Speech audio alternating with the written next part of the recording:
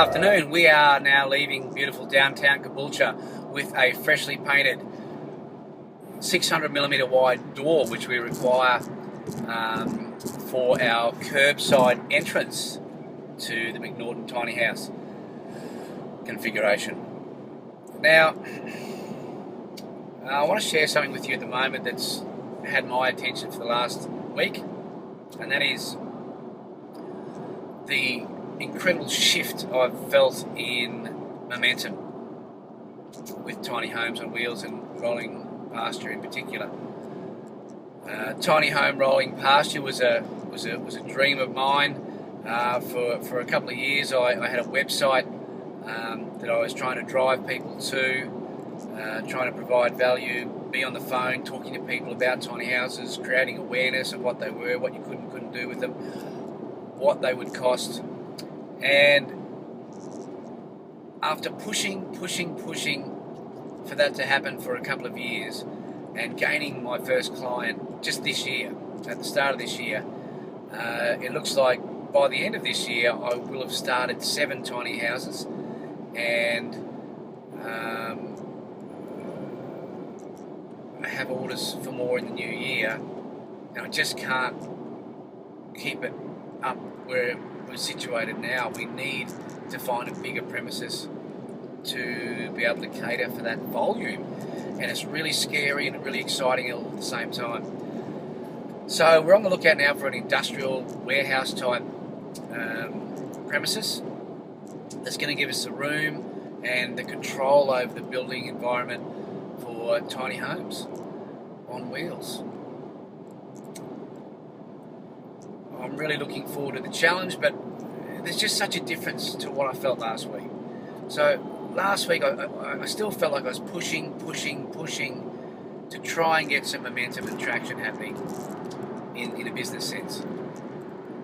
However, this week I feel like I want to turn the floodgate off and say, well, it's happening too fast, because we've got more orders than we can handle at the moment. And in a few short months, we'll need to be in a bigger premises to start on the timeline that we've got moving forward. So, what an incredible difference and feeling I have going ahead.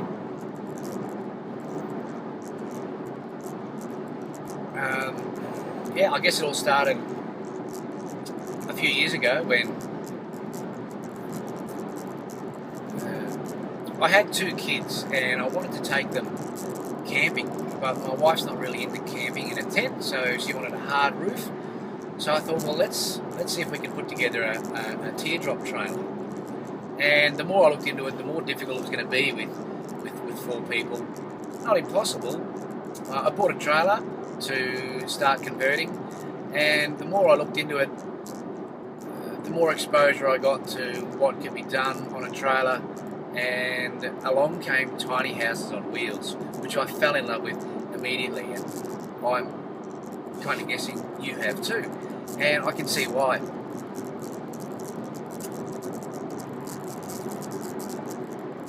So from there, I thought, well, why don't we all just live in a tiny house, darling? Let's go and live that lifestyle, and she wasn't really into that either, and I've just not been able to get it out of my mind, building a tiny house. So I thought, well, I'll just build one for someone else. So that's when the journey started of letting people know what tiny houses are, what you could do with them, what their restrictions and size limits were, and that you needed a fire extinguisher here, and you needed this, and you needed that. And these were some of the things that people are doing elsewhere, and it might not be suitable for Queensland conditions. I'd probably recommend this or that or something else. So, a couple of years later, rewinding to the start of this year, we got our first client, and that's been great.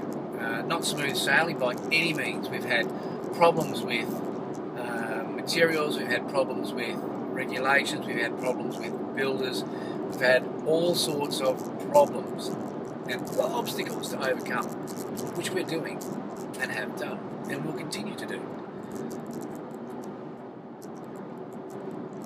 What I guess has really intrigued me about the journey is just seeing the enthusiasm which people are taking up the idea of living off grid for a start, but also living in suburbia in a tiny house for only a fraction of the cost as it costs us to live now.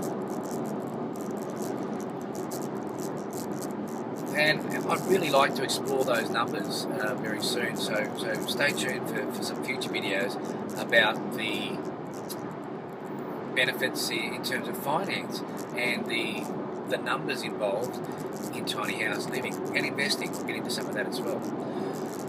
But for now, I just want to say thank you so much for all of your support. Really have loved meeting people like the McNaughtons, Melinda from up north. Hello. One of the first people to inquire about tiny houses in Queensland, Emma. Thank you. Learned a lot working with Emma, as well as everyone who's called in to find out about tiny houses and what they are and what they cost and what you can do with them and what you can't do with them. It's been fantastic. I look forward to many more years of it.